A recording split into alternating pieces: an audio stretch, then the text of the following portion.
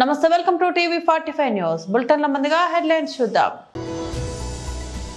తెలంగాణ భవన్లో బీఆర్ఎస్ నాయకుల press meet.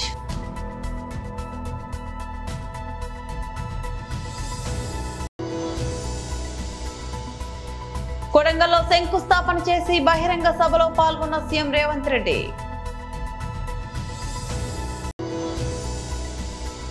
America ఆంక్షలు భారీ డిస్కౌంట్ తో భారత్ కు రష్యా చమరు.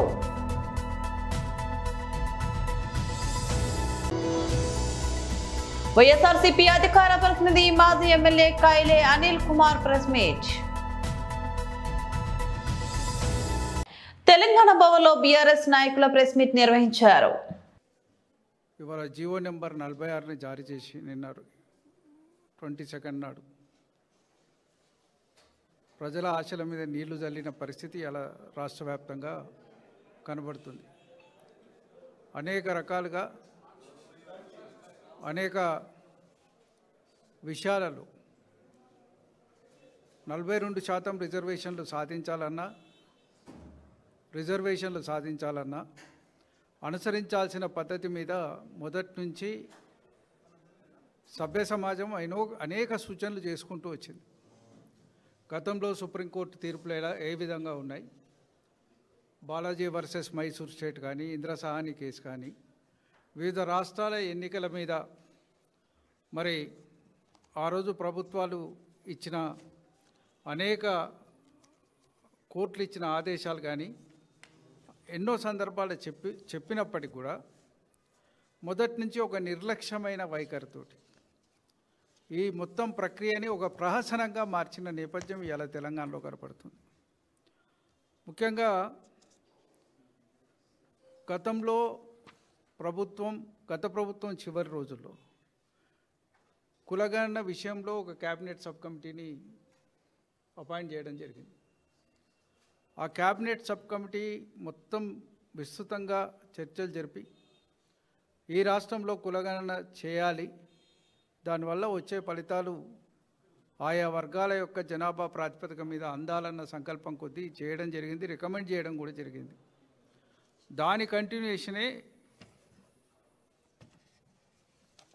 నూతనంగా ఈ ప్రభుత్వం ఏర్పడ్డ తర్వాత 4/2/2024 నాడు క్యాబినెట్లో కులగణనని చేపట్టాలని తీర్మానించడం జరిగింది. దానికి వారు చెప్పుకుంటే ఇలా అభయస్థం హామీ కామారెడ్డి డిక్లరేషన్ అని కూడా చెప్పుకోవచ్చు, మాకెవరికి అభ్యంతరం లేదు.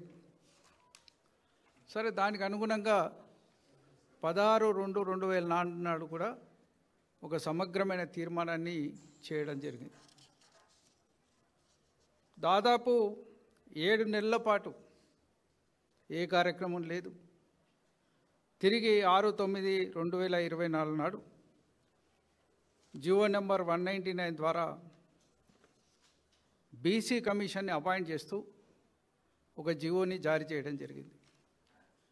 బీసీ కమిషన్ జీవోలో 2 కీలకమైన అంశాలు కూడా ఉన్నాయి.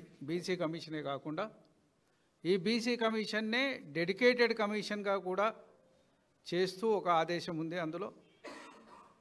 అదేవిధంగా ఈ డెడికేటెడ్ కమిషన్ బీసీ కులగణన చేస్తుందని ఉన్నది. అది సరైనది కాదు.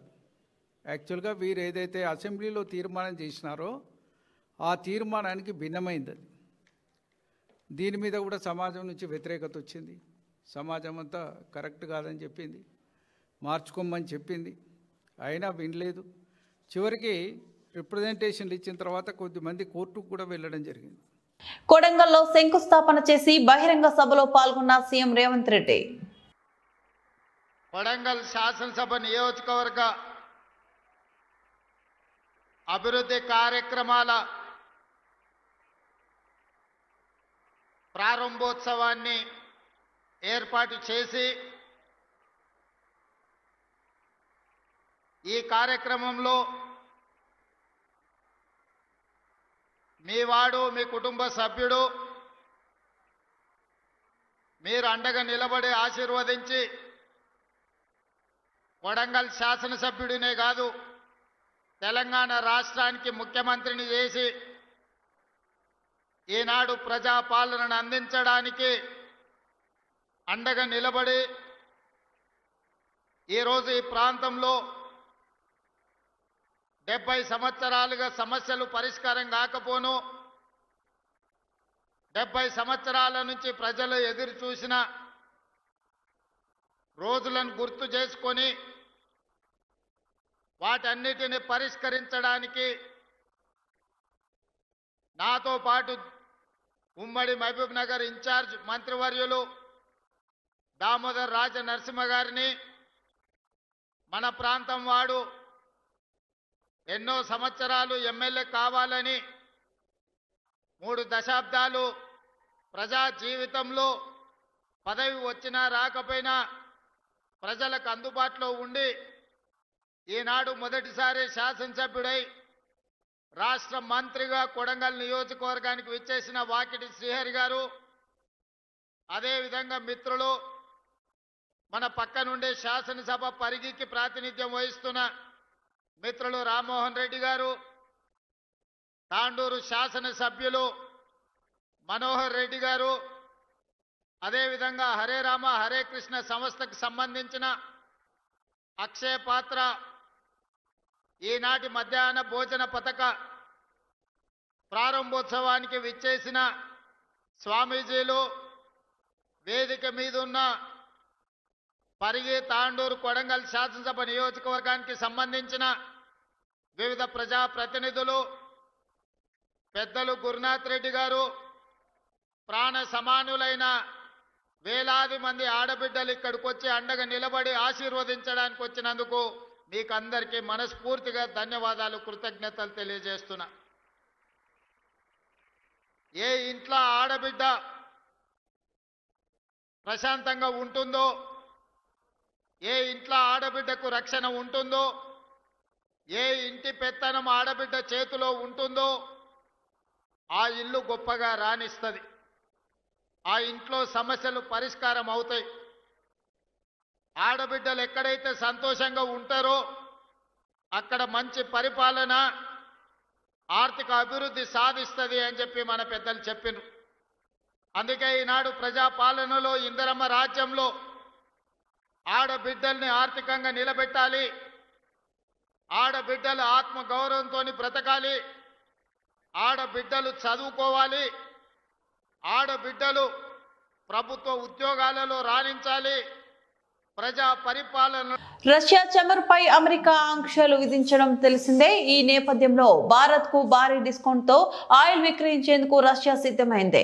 రష్యా అగ్రశ్రేణి చమురు ఉత్పత్తి సంస్థలైన రాస్నెఫ్ట్, లుకోయిల్లపై అమెరికా విధించిన ఆంక్షలు అమల్లోకి వచ్చాయి. దీంతో క్రూడ్ ఆయిల్ ధరలు భారీగా పతనమయ్యాయి. ఫలితంగా రష్యా నుంచి భారత్ కు సరఫరా అయ్యే ముడి చమురు ధరలు గత 2 ఏళ్లలో ఎన్నడూ లేనంత తక్కువకు చేరాయి. అమెరికా అధ్యక్షులు రష్యా చమురు వ్యాపారంపై తీవ్ర ప్రభావం చూపాయి. దీంతో రష్యా ప్రధాన చమురు ఊరల్స్ ను డెలివరీ ఆధారంగా బ్రెంట్ ముడి చమురు కంటే బ్యారెల్స్ కు $7 వరకు తగ్గింపుతో భారత రిఫైనరీలకు అందించేందుకు రష్యా సిద్ధమైంది. ఆంక్షలు లేనప్పుడు ఈ తగ్గింపు $3గా ఉండగా ఇప్పుడు 2 అయింది. తాజా తగ్గింపు ధరతో వచ్చే చమురు డిసెంబర్ నెలలో లోడ్ అయ్యి జనవరిలో భారత్ కు చేరే అవకాశం ఉంది. 3 ఏళ్ల క్రితం ఉక్రెయిన్ పై రష్యా యుద్ధం ప్రారంభించిన తర్వాత నుంచి తక్కువ ధరల కారణంగా రష్యా చమురును భారత్ కొనుగోలు చేస్తుంది. నవంబర్ 21 నుంచి అమెరికా ఆంక్షలు అమల్లోకి రావడంతో భారతీయ రిఫైనరీలో రష్యా చమురు ఆర్డర్లను కొంతకాలం నిలిపివేశాయి. ఈ వారంలో ఊరల్స్ చమురు ధర భారీగా తగ్గడంతో భారత రిఫైనరీలు తిరిగి కొనుగోలు చేసేందుకు మొగ్గు చూపాయి. ఆంక్షలు లేని సంస్థల నుంచి చమురు కొనుగోలుకు సిద్ధమయ్యాయి. తాడపల్లిలోని పార్టీ కేంద్ర కార్యాలయంలో వైఎస్ఆర్సీపీ అధికార ప్రతినిధి మాజీ MLA కైలే Anil Kumar press meet నిర్వహించారు. నిజంగా రైతు రోడ్డు మీద కూర్చుని కన్నీటి పర్యంతం అవుతా ఉన్నారు. కుటుంబాలు రోడ్డు మీద కూర్చుని కన్నీటి పర్యంతం అవుతా ఉన్నారు. వాళ్ళు ప్రభుత్వం నుంచి వాళ్ళకి సాయం చేయకపోగా ప్రభుత్వం నుంచి ఇంకా బ్లాక్మెయిల్ చేస్తూ మధ్యలో దళారులను ప్రోత్సహిస్తూ ఈరోజు ధాన్యం పండించిన రైతుల పరిస్థితి అగమ్య గోచరంగా ఉందని చెప్పి మీ ద్వారా తెలియజేస్తూ ఉన్నాం. నిజంగా ఈ మధ్య తుఫాన్ వచ్చింది. తుఫాన్ వచ్చినప్పుడు ప్రభుత్వం యొక్క బాధ్యత ఏంటంటే వాళ్ళు ఎంత నష్టపోయారు, వాళ్ళు నష్టపోయిన దానికి పరిహారం ఇవ్వాలి, శాస్త్రీయంగా ఎన్యూమరైజేషన్ చేయాలి, వాళ్ళకి ప్రభుత్వం నుంచి ఎంత సాయం చేయగలుగుతామో ఒక భరోసా ఇవ్వాలి, రైతుని దగ్గరకు చేర్చుకోవాలి. కానీ ఈ రోజు వరకు ఈ ప్రభుత్వ పెద్దలు ఎవరూ కూడా పంట నష్టపోయిన దానికి పరిహారం ఇంత ఇస్తామని కానీ మేము మీ విధంగా ప్రభుత్వం నుంచి మేము మీకు ఆదుకుంటామని చెప్పి ఒక్క మాట చెప్పిన పరిస్థితులు కూడా లేవు. ఆ ఎఫెక్టు ఏ విధంగా పడతా ఉందంటే, ఇప్పుడు కోతలు స్టార్ట్ అయ్యి దాదాపుగా 10 రోజులు కావస్తూ ఉంది. ఈ 10 రోజుల్లో దాదాపుగా ఒక 30% మొత్తం పంటలో 30% ఇప్పటికే కోతలు ఈ మిషన్ కోత ద్వారా కోసారు. అంటే ఇప్పుడు ఈ పరిస్థితి చూస్తే మీరు ఎన్యూమరైజేషన్ చేసిన దానికి ఇప్పుడు ఆ పంట దిగుబడికి ఎక్కడ కూడా పొంతన లేకుండా కనపడతా ఉంది. అంటే ఇదివరకు 40 బస్తాలు పండే ఎకరం 40 బస్తాలు పండే పొలం ఈరోజు 25 బస్తాలకు పడిపోయిందంటే ఆ తుఫాను రైతుని ఎంత బాధించిందో ఒకసారి మనందరం కూడా ఆలోచన చేయాలి. ఈ ప్రభుత్వం కూడా ఆలోచన చేయాలి. అంటే దాదాపుగా 15 బస్తాలు ఒక ఎకరానికి తేడా వచ్చిందంటే ఇంకా రైతు ఎందుకు పనికొస్తాడో ఒక్కసారి ఈ ప్రభుత్వం ఆలోచన చేయాల్సిందిగా మనం చేస్తూ ఉన్నాం. అంటే చంద్రబాబు నాయుడు గారికి ఎప్పుడు కూడా వ్యవసాయం అంటే ఆయనకి ఇష్టం ఉండదు. ఎన్నికల ముందు చెప్పేది ఒక మాట, ఎన్నికలు అయిపోయిన తర్వాత వ్యవసాయం దండగా ధాన్యం పండించుకోకూడదు ఆయన ఏదో సింగపూరో బ్యాంకాకో లేకపోతే ఏదో చెప్తారు. కానీ ఈ ఆంధ్రప్రదేశ్లో రైతన్నని గురించి పట్టించుకునే పరిస్థితి చంద్రబాబు నాయుడు గారికి ఏ రోజు ఉండదు. ఈ రోజు కూడా అదే విధంగా ప్రవర్తిస్తూ ఉన్నారు. గత 3 రోజుల నుంచి మా నియోజకవర్గం పామరు నియోజకవర్గం తీసుకుంటే రైతులు రోడ్డు మీద ఇక్కడి నుంచి విజయవాడ నుంచి మచిలీపట్నం వెళ్తే రోడ్ల మీద ధాన్యం అంతా కూడా ఆరపోసుకుని కుటుంబాలు రోడ్డు మీద ఉంటా ఉన్నారు. అంటే కౌలు రైతులు మొన్న మీరు ఏదో పంట పెట్టుబడి కింద ఇచ్చారు, కౌలు రైతులు అసలు ప్రస్తావనే లేదు. ఈరోజు వ్యవసాయం చేసేది దాదాపుగా 60-70% కౌలు రైతులే వ్యవసాయం చేస్తూ ఉన్నారు. ఈ కోత కోసిన వెంటనే అంటే ఈరోజు మనం ఒక్కసారి గణాంకాల్లోకి వెళ్తే ఈరోజు కోత మిషను 1 గంటలో ఇదివరకు 1 ఎకరం కోసేవాళ్ళు. అంటే అప్పుడు దాదాపుగా 2600-2700 రూపాయలు 1 గంటకి తీసుకునేవాళ్ళు.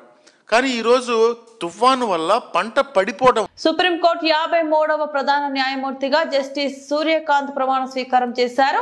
రాష్ట్రపతి ద్రౌపది ముర్ము ఆయనతో ప్రమాణం చేయించారు. 2027 ఫిబ్రవరి 9 వరకు ఆయన ఈ పదవిలో కొనసాగనున్నారు. సిజేఐగా బాధ్యతలు చేపడుతున్న తొలి హర్యానా వాసిగా జస్టిస్ సూర్యకాంత్ రికార్డు సృష్టించారు. ఆయన 1962 ఫిబ్రవరి 10న హర్యానాలోని హిసార్ జిల్లాలో జన్మించారు. ప్రమాణ స్వీకార కార్యక్రమానికి ప్రధాని నరేంద్ర మోదీ పలువురు కేంద్ర మంత్రులు హాజరయ్యారు. मैं सूर्यकांत जो भारत के उच्चतम न्यायालय का मुख्य न्यायमूर्ति नियुक्त हुआ हूँ, जो भारत के उच्चतम न्यायालय का मुख्य न्यायमूर्ति नियुक्त हुआ हूँ, ईश्वर की शपथ लेता हूँ ईश्वर की शपथ लेता हूँ कि मैं विधि द्वारा स्थापित भारत के संविधान के प्रति भारत के संविधान के प्रति सच्ची श्रद्धा और निष्ठा रखूंगा मैं भारत की प्रभुता और अखंडता अक्षुण्ण रखूंगा मैं भारत की प्रभुता और अखंडता अक्षुण्ण रखूंगा तथा मैं सम्यक प्रकार से और श्रद्धापूर्वक तथा अपनी पूरी योग्यता ज्ञान और विवेक से तथा मैं सम्यक प्रकार से और श्रद्धापूर्वक तथा अपनी पूरी योग्यता ज्ञान और विवेक से अपने पद के कर्तव्यों का भय या पक्षपात अनुराग या द्वेष के बिना पालन करूंगा भय या पक्षपात अनुराग या द्वेष के बिना पालन करूंगा तथा मैं संविधान और विधियों की मर्यादा बनाए रखूंगा तथा मैं संविधान और विधियों की मर्यादा बनाए रखूंगा।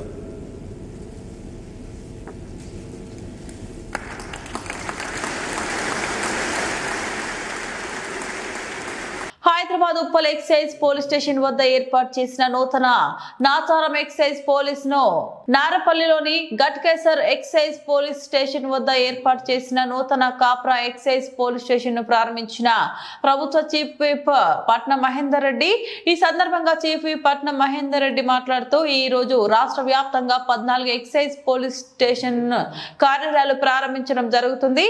ఉమ్మడి రంగారెడ్డి జిల్లా వ్యాప్తంగా 9 ఎక్సైజ్ పోలీస్ స్టేషన్లు ప్రారంభించడం జరుగుతుంది. కొన్నింటికి ల్యాండ్ అలాట్మెంట్ జరగలేదు. రెంట్లో పోలీస్ స్టేషన్ కార్యాలయాలు కొనసాగుతున్నాయి. రాష్ట్రంలో 14 ఎక్సైజ్ కొత్తగా సిఐ ఆఫీసులు కూడా ప్రారంభించి రంగారెడ్డి జిల్లాలో అటు రాయన్నార్ కానీ మేడ్చల్ కానీ ఉప్పల్ ప్రాంతాల్లో కూడా మరి సరూనాల్లో కూడా 9 సిఐ ఆఫీసులు ఓపెన్ చేసుకోవడం జరుగుతుంది. దీనికి కొంత మరి ల్యాండ్ కూడా అవసరం ఉన్నది. కొన్ని ప్రైవేట్గా ఉన్నాయి, కొన్ని మరి వాటికి గవర్నమెంట్ ల్యాండ్ కూడా అలాట్ చేయించి శాంక్షన్ చేయించి కట్టేయాలని చెప్పేసి ఎక్సైజ్ సూపరింటెండెంట్ గారు చెప్తున్నారు. తప్పకుండా మా వంతు మరి మంత్రి జూపల్లి చూసి తీసుకుపోయి ఎక్కడైతే మరి ల్యాండ్ అలాట్ అయి ఉన్నదో వాటికి పక్కా భవనాలు కట్టిస్తాము. ల్యాండ్ అలాట్ కాని ప్లేసెస్ ఎక్కడైతే ఉన్నాయో వాటికి ల్యాండ్ అలాట్ చేయించి ముఖ్యమంత్రి గారి దృష్టికి మరి ఎక్సైజ్ శాఖ మంత్రి జూపల్లి దృష్టి తీసుకుపోయి తప్పకుండా శాంక్షన్ చేయించి కట్టించే బాధ్యత తీసుకుంటాం. అదేవిధంగా కల్తీ విషయంలో కూడా ఏదైతే డ్రగ్స్ కానీ గంజాయి అయితే వాడుతున్నారో మరి విద్యార్థులు కూడా చాలా చోట్ల కూడా మరి దీనికి అలవాటు అవుతున్నారు. కాబట్టి వీటిని అరికట్టవలసిన బాధ్యత ఎక్సైజ్ సూపరింటెండెంట్, ఎక్సైజ్ మరి సిఐల ఎస్ఐల మీద ఉంటుంది. కాబట్టి వాళ్ళకు కూడా మేము కోరుతున్నాము. మరి ఏదైతే కల్తీ విషయంలో కూడా చాలా మరి ముందుండి అరికట్టవలసిన బాధ్యత వాళ్ళకు ఉన్నది. అదేవిధంగా వైన్ షాపులలో కూడా మరి చక్కగా వాళ్ళకి ఇబ్బంది కాకుండా కల్తీ లేకుండా నడిపించాల్సిన బాధ్యత కూడా డిపార్ట్మెంట్ ఉన్నది. కాబట్టి తప్పకుండా మరి వారు ఏదైతే సూపరింటెండెంట్ గారు ఇక్కడ ఉన్నారు కాబట్టి ఈ కల్తీ విషయంలో కూడా చాలా అరికట్టాలని చెప్పుకుంటూ అందరికీ నమస్కారం. నేను చెప్పింది నా రాజకీయ విశ్లేషణ మాత్రమే. వ్యక్తిగతంగా ఎవరి మీద ద్వేషం లేదు.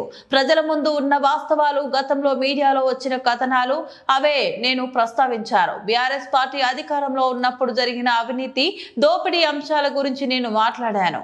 అది ఎవరి మీద వ్యక్తిగత దాడి కాదు. ప్రజాస్వామ్యంలో నాయకుల పనితీరుపై ప్రశ్నించడం నా హక్కు.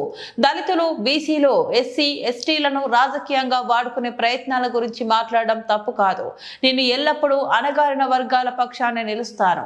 నా చుట్టూ ఉన్న వాళ్ళంతా బీసీ, ఎస్సీ, ఎస్టీ ప్రజలే. వారి సమస్యలు, వారి బాధలు, వారి స్వరం నేను చెప్పాను అంతే అని ఎమ్మెల్యే నాయని రాజేందర్ రెడ్డి అన్నారు. ప్రెస్ మీట్ పెట్టి నన్ను తిడితేనే కదా, గెలిపితేనే కదా నన్ను తిట్టింది. మరి గీకింది గోకింది ఆయన వాస్తవం కాదా? మీ టీవీలో చూపించారు కదా. మరి నేను తిట్టినట్టదేమే?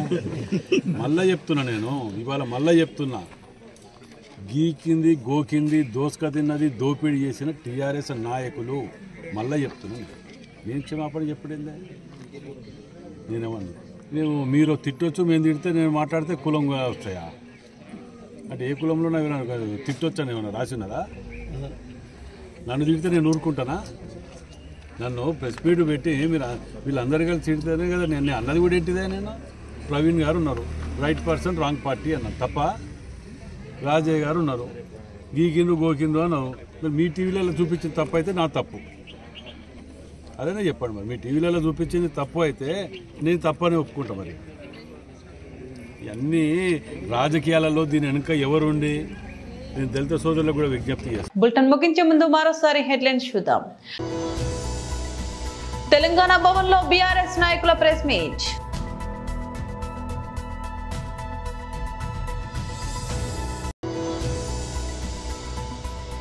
కొడంగల్లో శంకుస్థాపన చేసి బహిరంగ సభలో పాల్గొన్న సీఎం రేవంత్ రెడ్డి.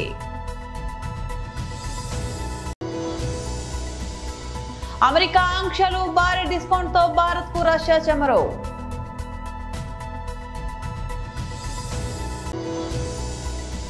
వైఎస్ఆర్సీపీ అధికార ప్రతినిధి మాజీ MLA కైలే Anil Kumar press meet. ఇవి బులెటిన్ అప్డేట్స్. మరో బులెటిన్ లో మళ్ళీ కలుద్దాం. అంతవరకు సెలవు, నమస్తే.